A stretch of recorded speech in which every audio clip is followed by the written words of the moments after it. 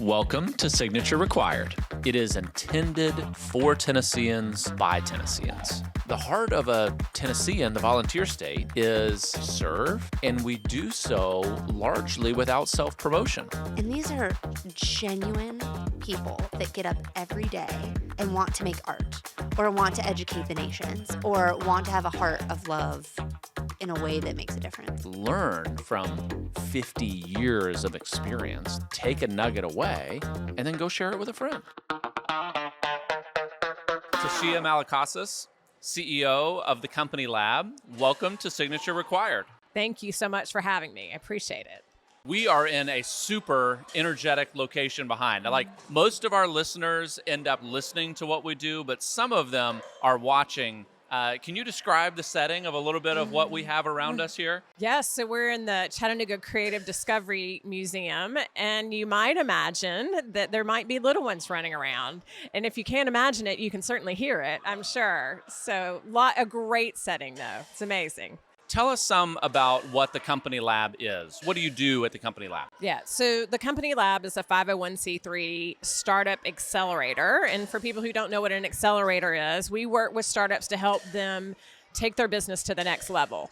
So there are different levels at which you could join an accelerator, whether that's from the ideation stage or maybe at the stage where you've got your business going, but you're not really sure what to do next. We actually work at this stage of scale. So when you've got your business in place, you've got your team in place, you've got your product, and you're ready to start selling, that's when you come to us. So from an entrepreneurial perspective, Carly and I have been entrepreneurs since the beginning, and inevitably we get asked to come alongside people that are in every stage of the entrepreneurial journey. And usually the first question that people ask is like, where's the money going to come from? I mean, that's usually the bottom line, is that's where they're kind of trained to think. So when you are bringing people in, where are they at in the stage of entrepreneurship and their journey?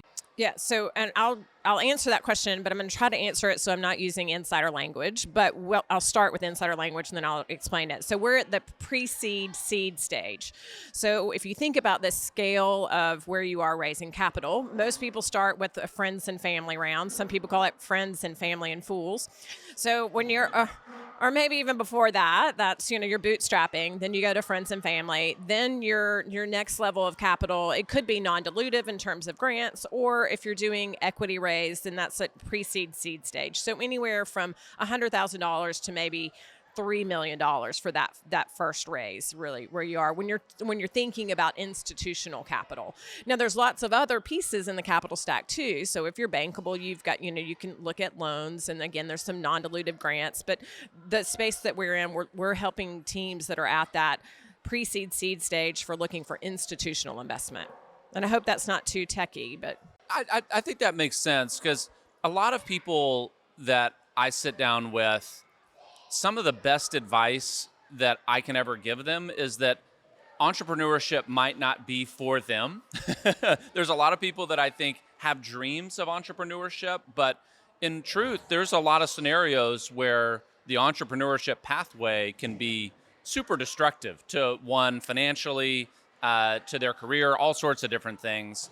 And so I wonder, from an education standpoint, how do you come alongside a lot of people that want to come and have dreams, but maybe refine that idea long before they get into a spot of the friends, family, and fools, where at some point they prove why that saying is very true?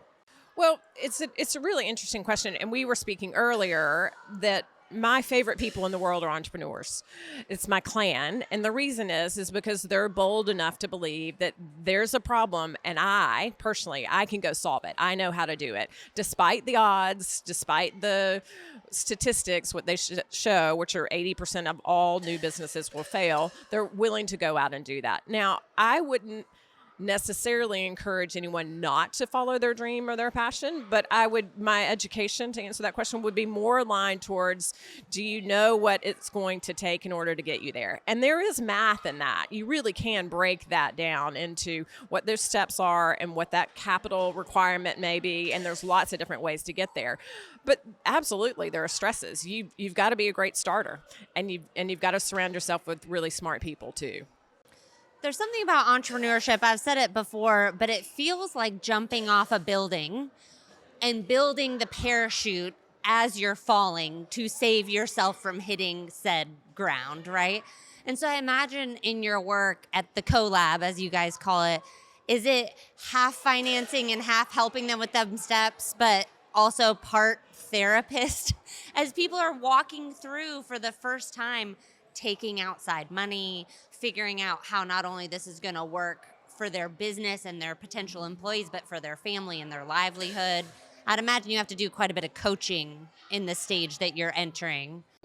100%. And I would say it's a great time to be an entrepreneur because now we have this whole thing of executive coaching, and which is in a way just therapy for business people, right? Is very in. And so most executives, no matter what level they are, as they're rising, they're thinking about that coaching. There's a lot of coaching and there's a lot of psychology in it too. And I love your analogy about jumping off a building. I would tell people it's like jumping off a cliff. But when I also have told people who've come to me and like, I've got this great idea and I want to sort of work on it half-time while I'm doing this, my other full-time job. And I'm like, it's dangerous to jump off a cliff and hold on at the same time, right? So you also have to get to that point where you're really ready to give everything to it because that's what it will take. It will take everything and more. We call that burning the boats. It's like if you want to take the island, you have to burn the boats because the only way to get off the island is to be successful enough to build new ones, right? And that's the next stage. After the parachute part is the burning the boats part of entrepreneurship. Which is why I think that there is a personality trait for entrepreneurs too, right? Those are the people who are willing to say, I'm going all in and I don't see failure in front of me. I may see obstacles, but I don't see failure. You've got to kind of have that idea that I'm going to make this happen. And it's a bold idea, no matter what it is, if it's a cat food company or if it's silicon chips, they're all bold and it takes a lot of work. Give us an idea of the scope and the reach for the organization. How many people, how often, give us some scope. How long has it been in existence, just for those that haven't heard of it? Yeah. So CoLab's been around almost 16 years. We'll have our Sweet 16 next year. So we started as a generalist organization. And in Chattanooga, we were really the first entrepreneur support organization that the city had. So we saw people from Main Street businesses to high-tech venture-backable businesses, and we supported them all. Today, there are probably 8 other organizations in town that support entrepreneurship in some form or fashion. So when I took the role, the board was like, we need to own our own lane. Being a generalist is not what we need to do. We want to focus on tech. And so we stood up a program focused on what we're calling sustainable mobility. And the way we define sustainable mobility is the future forward movement of people, goods, energy, and data. So we're looking at startups that are in those 4 categories. People movement, so you think about electrification, automation, goods movement, you guys know that very well. On the energy side, you're not really going anywhere in the future forward movement of people or goods without considering energy as we automate. And then data. So we're really nerdy now, focused on quantum on that data side too. There's some interesting things going on in Chattanooga with quantum too. Carly and I have had a chance to spend a fair amount of time in Chattanooga, and there is real innovation that is happening here. And that hasn't always been Chattanooga's story. I mean, we've had the opportunity to talk to some true historians that taught even a born and raised Tennessean a lot about Chattanooga that I had no idea about. Why Chattanooga as well? I think that's an important part of the discussion. Was there intentionality behind why it was started here 16 years ago? Yeah, I think 16 years ago, when you think about what was happening in the entrepreneurship space, like accelerators really didn't exist before then. Like, so when I was much older than you guys, but when I was in college, there weren't entrepreneurship programs. If you were a business person, you weren't called an entrepreneur, right? Like, I feel like that fever sort of took hold really right about that time.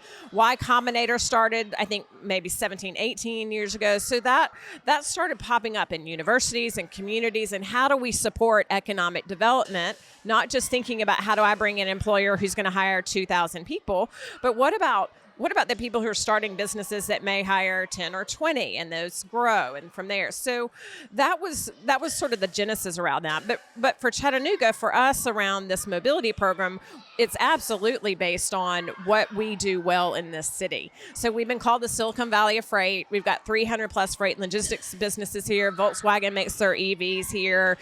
Volkswagen has their battery lab. We have battery tech companies. EPB on the energy side. Didn't know a utility could be innovative. Amazing what they do. TVA is here, and now again on the quantum space. There's the access to resources in this field are unparalleled. So that's the reason why we're focused there. So it sounds like you have a really well-defined scope of who you're looking to support, what you want to do, and why. So can you help us understand a little bit about how you go about that? Like, who are you supporting? What are you giving to them? You mentioned coaching, but are you finding the resources for financing? How are you going about serving these initiatives? It's such a great question. So by and large, there are three, the way I like to talk about the business and our support in this, there are three legs to the stool.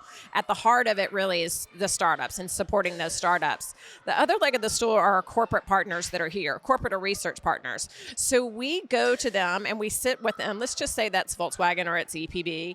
And we say, what are your innovation goals? What are you trying to solve? What are the things that are future forward for you? Then we go take those innovation goals and we go recruit startups. We go find the best minds and the best companies and the best ideas and match them with our corporate partner and say, would you be willing to pilot our first customer with them?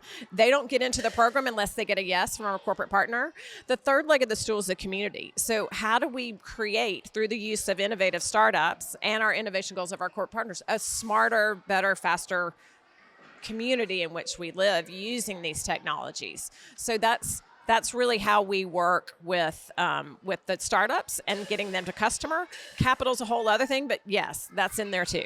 So that's really interesting. So you're not just marketing trying to get people to come to you. You're really seeking out the best and brightest to solve these defined problems and find the best minds to do it, is what, if I'm hearing you correctly. Yeah, 100%. That's exactly right. So we want to see the startup be successful, matched with a corporate partner who can buy from them, right? You get a case study with Volkswagen for your autonomous technology. That's a game changer for you. As a startup, it's a game changer potentially for Volkswagen and then also back into the community. So we really see that as a firm structure for support. So it sounds like you're trying to help them build the parachute or de-risking some of that to help make them more successful. We were talking before, the percentage of startups that fail is staggering. It's why a lot of people don't try. And it sounds like you're trying to find the people and make it easier for them to try by building this longevity, hopefully through partnership, into it. Absolutely. The partnerships are key, and especially if that partnership is with a customer, right? So if I can get you to first customer or to, with a pilot opportunity with the leading innovator in the space, that's meaningful. Now, a lot of accelerators act, I think, in similarity to an MBA, right? You can go through a curriculum and I can teach you some things that you need to know, but really what you need to know is is this going to fly in the marketplace? Is someone willing to pay money for this? And if so, then how do I take that then and scale it to the rest of the market? Inevitably, when we interview and bring somebody on that is helping change lives and move things in directions that a lot of people listening aspire to, the question immediately becomes, well, is this something that applies to me? Can I get involved? And so can you talk some about the cohorts and the sizes? You were defining the scope and the goals of the organization, but just can you walk through for someone that hears this and wonders, like, I'd move to Chattanooga. What's involved? Talk to us about the cohorts. So we have been running 2 programs a year. So, and they were 3 months in duration. The cohort size is small, very concierge approach. So we will take no more than 6 teams per program. We are running our first 6-week program, started today, actually. Okay. So I just did a welcome for our cohort. So we've got a team from Silicon Valley. We've got one from Philadelphia. We've got a Memphis company, and we've got one from India. So we're from all over, but they will be here with us for 6 weeks, working on their, working for their pilots, working on their capital raises, and also, through some curriculum and support. What does it take to be considered in that cohort? Like, how many applications are you getting, and what's the winnowing down process? Because that sounds like the crew that's coming in there is anything but a bunch of local Tennesseans. It's bringing kind of the best and brightest from around the nation. Yeah, and what we want to do, the entire goal is to get them into this ecosystem and have them understand the importance of what we're doing here, right? So that we've got a wealth of resources. And the message is, if you're building a business in the mobility space, again, in those people, goods, energy, and data, you need to be doing it in Chattanooga, Tennessee. So we go look for them and we bring them into this. And hopefully the smart startups are going to go where their customers are, and they're going to stay where their resources are. It's not required that they relocate here, but we have had teams from all over the world relocate to Chattanooga based on, again, those resources. So in preparing for this podcast, I started nerding out on your bio and the things that you have written over time. It's rare we get someone that we get to interview that I just kind of become a girl fan of immediately, and that was you on the whole drive to Chattanooga. I was like, ooh, this is so great. Oh, I love her story. So take us back, right? What was the beginning of your career like? Because I think your story is so interesting, but also so relatable, because you didn't start your journey in an accelerator, right? You started where? Yeah, so not only did I not start in an accelerator, I didn't even think they existed. So I started my career in the early 90s, and this was at the time that the internet was becoming widely adopted, and we were trying to figure out what we do with it, right? So before there was commerce, there was content, and how do you monetize content? The same way that we've always monetized content, through advertising. So I started with an ad tech company in sales. They had, and this was in Atlanta, had a sales office all over the country, the major markets, Chicago, New York, LA. Turns out I was good at sales because all you had to do was talk to people. And I thought, wait, what? You get paid this much money just to go talk to people? I'm in. So that's how that career started. And at the time, you could move up really quickly. So from there, we sold that business, all startups, my entire career, sold that business, and then worked for another ad tech company as VP of sales for they were publicly traded. So I'm carrying a bag now for Wall Street, which was a lot of fun. Then that company was acquired, went to New York, again in ad tech. That business was acquired by Google for $3 billion. Then we went with some alumni. Then I'm in Philadelphia building another ad tech business. I'm head of product and head of marketing now. And that business was acquired by Gannett, which is a newspaper business. So you think about how ad tech then changed. So I'm reporting into the publisher of USA Today, and I'm leading this 3-day innovation meeting for them because I've got to go around now to all these newspapers across the country and tell them about the internet. You guys know what happened to newspapers, right? Yep.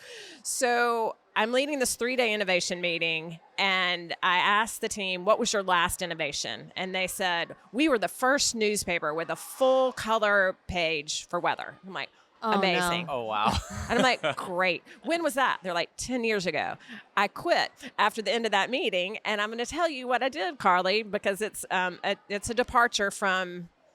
It's a departure. So my real love is food, and I was taught that by my grandmother and my stepmother, who was in Greece my whole life. And I thought, if I'm going to work this hard, what do I really love? And it was food. So I went to culinary school in New York, realized really quickly I didn't want to be a chef. But while I was there, I found a cheese company. I found a cheese product in this high-end cheese shop in Manhattan, and found out it was made in my home state of Alabama. So when I left USA Today, I called the owner of this cheese company, Belchev, and I said, I just quit my job and I'm coming home to make cheese. So I did. I went home and I worked for her for free for 6 months and acquired the business from her 6 months later, and then took about scaling that business from high-end cheese shops in the country, mostly in California and New York, to Kroger's and Costco's and Publix and Whole Foods and et cetera across the country and had the best time doing it. Wait, we do have to pause. Yeah, Hang on. I know, because I'm going So, too long. you went from leading innovation workshops with newspapers to a cheese farm, essentially, in Alabama. That was the juxtaposition. It Yeah. sounds like a movie. Well, listen, and it kind of was. Now, I didn't think there was anything that interesting, but the media picked up on that like crazy. New York tech gal goes home to Alabama to make cheese. And everybody had this vision of me in a sundress and a bluebird on my shoulder with goats following me. And I mean, like, literally, I was in Better Homes and Gardens holding a baby goat in a sundress. Is that,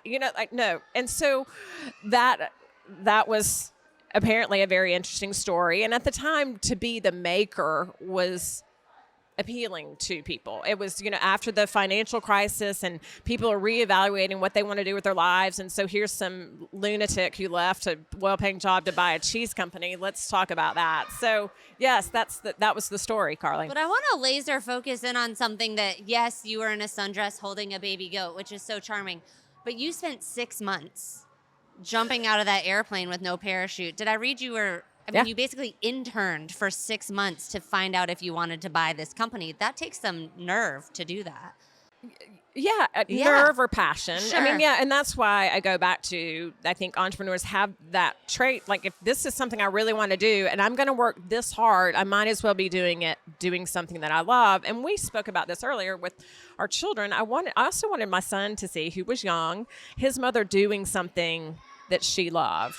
And so part of, I think that maybe this is not a diversion about female entrepreneurs, but I do think that there is that driver about what kind of life do I want? Do I want to be the one who runs the show? Do I want to be the one who's creating something new? Or and there's nothing wrong with following at all. Everyone needs people who can follow. But I think entrepreneurs are the ones who really want to lead and say, I'm going to go change things. So I took this high-end, fancy, upscale goat cheese and took that into the mainstream market. And that took a lot of convincing too. Yeah. Well, especially being a female maker, as you say, going to the giant brands, you're saying you're trying to get into Kroger and all of these major chains. I mean, at that time, the ecosystem wasn't female maker led like maybe we're seeing more now in, the 20s. It's like that was really fresh. I'm sure you had to break down some doors there. So yeah, you were trailblazing that in that time. How did that feel? Was that really interesting, or was it second nature to you because you kind of always did? Well, I think I'm going to say this about myself, but being the village idiot sometimes is a benefit when you're starting your own business. Like, I knew that I thought at one point, I'm leaving everything that I know from my previous career and starting something, and I will know nothing. I thought I'm leaving it all behind, and that was not true. But I didn't know much about this industry, right? So I had to learn that, but not knowing what everybody else would tell you not to do, then I would just go do that thing. And so that was very helpful. I didn't know what I wasn't supposed to know. And so being a little naive about the industry was good. So I just knocked on CEOs' doors and said, here's what I'm doing. Do you want to be a part of it? It didn't always work out well, but it did in the end. I love that. So where did you go from there? Well, I got smart, which I had to get smart, and I learned on my own dime, right? And I learned more about the industry. I'd left software and that whole space, very fast moving, and I came into the grocery industry. Not fast moving, not innovative. They're old companies mostly, and not a whole lot of fast moving, fast paced environments for acquisition. So that was challenging, but I rolled with it. I love to ask this question of people in your shoes. What would you go back and tell that girl right after you acquired that company and were starting to go out and sell? What do you wish you knew then that you know now? Nothing.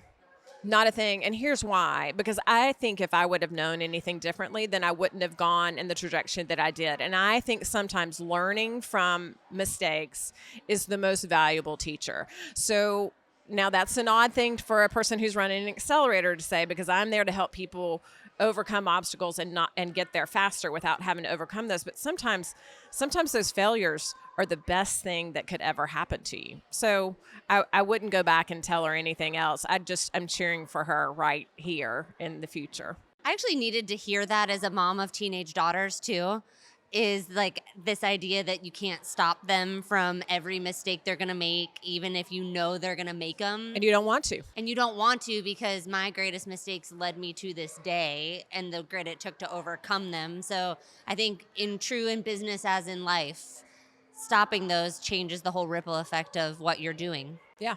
Yeah. So how did you go from Cheesemaker? Maybe it goes hand in hand with Cookbook author. I don't know, but how did that come about? So it goes back to the whole story about leaving, this kind of high-tech world and coming to rural North Alabama and becoming a cheesemaker. The media had a lot of fun with that, and that, landed me in almost every magazine that was geared towards women in the country. So from Southern Living to Country Living to, even Forbes and Wall Street Journal, New York Times. So someone approached me about writing a book, and I thought, well, sure, why not? They were like, we want you to write a cookbook and we want your stories in it. I'm like, of course, I'll do that. And so I did that for a small publisher. My first cookbook was Tasia's Table, Cooking with the Artisan Cheesemaker at Belchev. And then was doing a lot with Southern Living, which was just down the road in Birmingham, Alabama. And they asked me to do a cookbook with them. And I said, sure, why not? I'll run a business, raise a child, write books on the side. Of course I will. Who needs sleep? Yeah. Nobody needs sleep. It's fine. No, sleep is overrated. And so that was a lot of fun. Now, what was really interesting, Carly, is writing the first cookbook with a small publisher that doesn't have a test kitchen and have all kinds of resources to go into Southern Living. It was a whole other ballpark. And that was a lot of fun. I bet. It looked fun. I was reading the cookbook the whole way here. Yeah. One thing I want to understand a little better about the story is the transition from culinary school, where you were like, it became pretty clear that becoming a chef wasn't your goal, to such a significant passion towards goat cheese that led to a move and a pickup from New York to Alabama. Because I think that's the hardest part that maybe if I was listening to this, I would try to connect with, because I think most people would say, if I only had the passion for anything that it would take to make me move from New York to Alabama for cheese, like that's tough. And so help me understand how you discovered that passion. Was it something specific about that product, or was it something that transcended that led you to really what feels like, from an outside perspective, like a turn upside down of life, to go work for free for someplace for a long time? Yeah, and it was a turn upside down moment. But I'll give you a little more color to that story. So I started at the Culinary Institute of America with a week-long course. It was called Career Exploration. So I'm in this class with a bunch of other disgruntled professionals, lawyers and bankers from the city, trying to figure out, well, I love food. What do I do with it? And so how do you turn an avocation into a vocation? And I wasn't turned off by that. So I enrolled, and I was going to courses, and I thought, this is what I'm going to do. And I realized quite quickly, though, that the lifestyle of a chef is not conducive to a whole lot, other than a lot of hard work. Now, it's a beautiful profession, and I love the artists that are in the kitchen, but it's nights and it's weekends. It's all nights and it's all weekends. And if I was a mother, and I decided that was not a vocation that would help me give me the lifestyle that I wanted. So when I found this cheese product in New York, I'm in Dean and DeLuca, which was at the time was sort of the pinnacle of like gourmet food stores. And I'm looking at cheeses from all over the world, and I find this one that's made in Elkmont, Alabama. And now Alabama is known for a lot of things, but it's not fancy culinary cuisine. I mean, it's barbecue or boiled peanuts. So I was intrigued how this really amazing cheese product from Alabama is in this store in New York. They must have gone through a lot of diligence to say that I want the best cheeses in the world. So I did some research. It was in the World Encyclopedia of Cheese. It had all of these national and international awards. It was considered one of the top American artisan cheese company in the country, especially on goat cheese. So I'm just was even more intrigued. Now, my home state of Alabama, how do I take something from this place that doesn't get a whole lot of love, certainly in a lot of areas, and then take that and expand it? So I also, in my previous life, I was a product person. So I'm like, I can get behind a product, right? I can market a product and grow a product from a place that I have a lot of passion about. Now, what's really interesting is growing up in Alabama, I couldn't wait to leave, right? So it was also kind of a coming home story for me too. Does that help connect those things? It does. Yeah. It does. Yeah. And, I get that question a lot because, we come from package delivery in the FedEx space.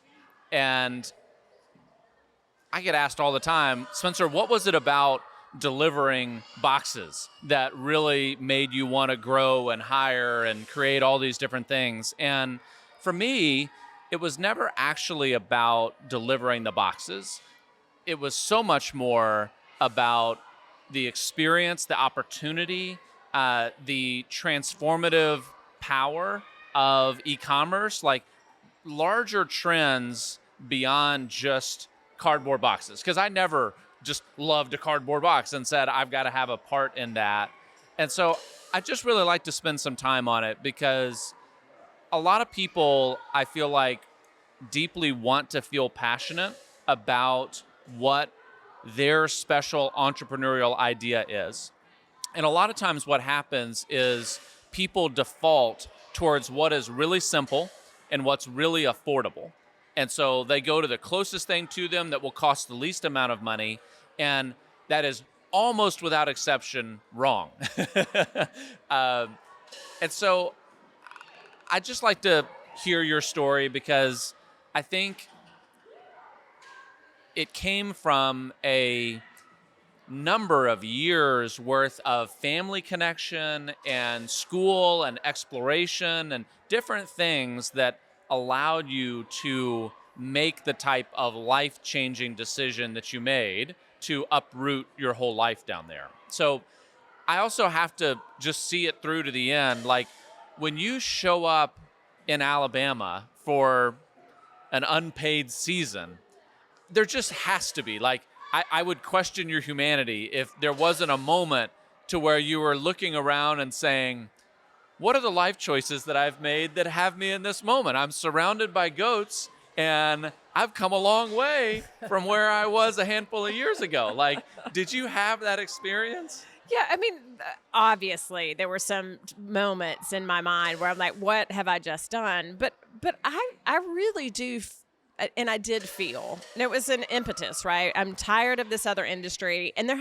oftentimes there is an impetus that gets someone to do something radically different. But it's not like it was the first time I'd thought about this, right? Like, what would my life be like if I could be in an industry that I was really passionate about? What if I could use my hands? What if I could make a really great product that made a difference and something that tastes good? I mean, software, important, doesn't taste very good, can't really interact with it that much. I was looking for that opportunity. Yeah. So it wasn't impulsive, because you do see people make the decision out of impulse, and that also, not always, but frequently, does not turn out well. Right. Yeah. There was an impulsive moment, but it came with a lot of back thought and a lot of story. What I left out of this story is I had met with the founder of the business several times. I wasn't really sure what I wanted to do with that. Like, I found the cheese in New York. I was so intrigued. I called on her, asked her all about the business. I had lunch with her a couple of different times, and she's like, what is it that you want, Tasia? And I'm like, I don't know, but I want to do something like what you're doing. I just love what you're doing, and I love the impact that you've been able to make. And so when it came time for me to do something different, I thought, that's what I'm going to do. And I thought through that. And so when I called her, which I did, from DC, and said, I just quit my job and I'm coming home to make cheese, she probably knew that something was up.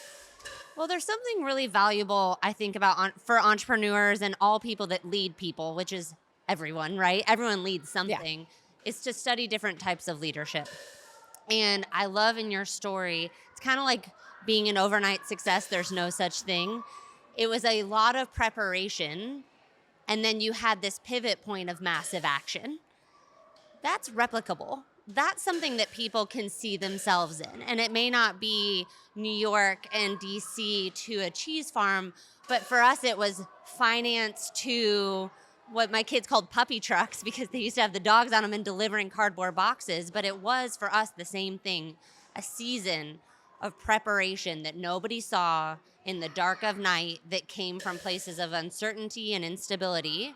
And then you hit a pivot point where you say, not another day, not another hour. I have to take massive change so my future is different. And that's something I think everyone can relate to, whether it be to create a business or to change their family or just to change their lifestyle. That's huge.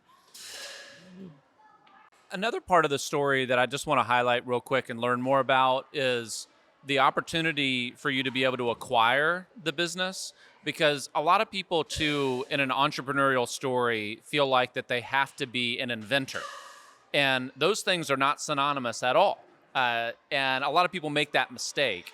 And so can you just talk a little bit about the process by which you got the opportunity to acquire the company? Because I'd like to highlight that as a pathway that, Carly and I have spent a lot of time teaching and educating people how to acquire and run logistics businesses. That's like part of our specialty. And so for you, I don't imagine that you had a lot of training or schooling about how to, acquire and operate a goat farm, but maybe help me fill in how that developed. Yeah, it's so funny when people would ask me, and I actually did a TED Talk called Happy Accidents, because it's not like I had grew up saying I was going to be a cheesemaker, right? I didn't take any cheese making courses in college, didn't know anything about that. But one of the things that I think also is a distinguishing element of a personality too in an entrepreneur is knowing that there is a way, right? So when I found the business and I was talking to the business owner, some people were like, "Well, you should look into that more." And I'm like, "Yeah, but it's not for sale." Well, everything's for sale, right? I mean, and I even, knowing what I've known and working in startups the way that I had in the spaces with the people that I had, I even said, well, it's not for sale, right?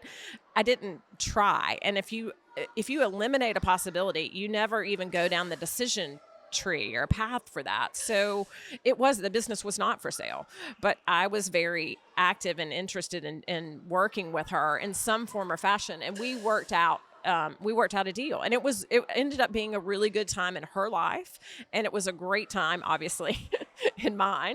So that worked out. Now, I had also had a very successful career before that, so I had some capital. I was also bankable. So we talked about the capital stack. So whether you're raising institutional capital or if you've got other forms of that, I mean, it was something that I figured out a path to, and I had some resources that I could put towards that.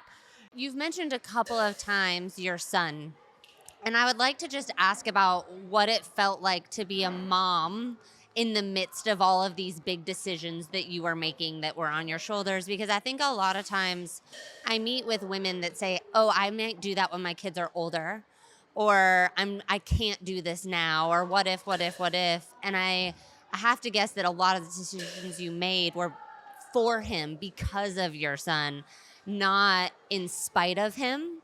And so I would love for you to talk a little bit about that, and maybe to the women listening that think, I can't do X because I'm a mom. Yeah.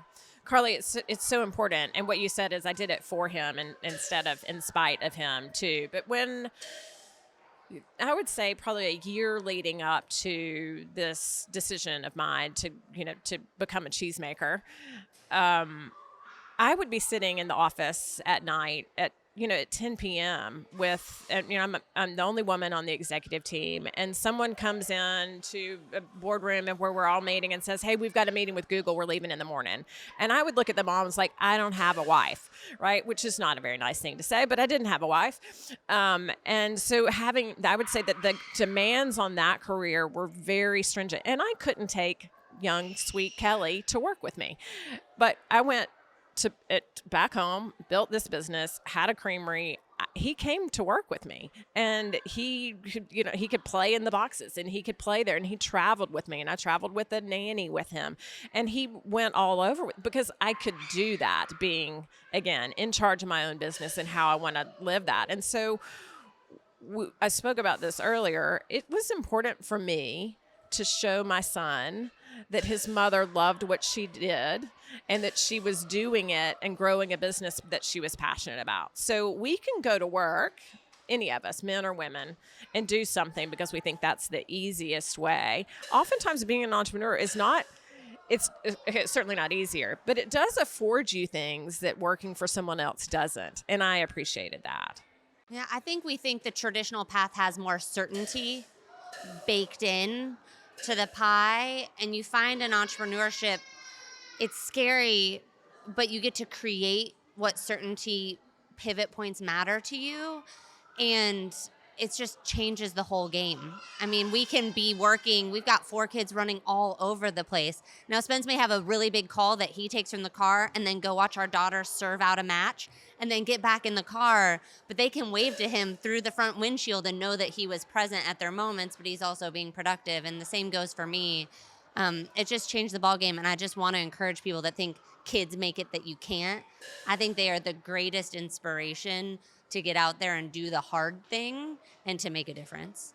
I agree with that. And I think if your children watch you doing something that you love, I think that changes. I think that changes everything. And if they see you build something, it's a beautiful thing, and it shows them that they can do it too. Tasia, there's a lot of people that listen that maybe entrepreneurship is not for them, but they still want to be involved.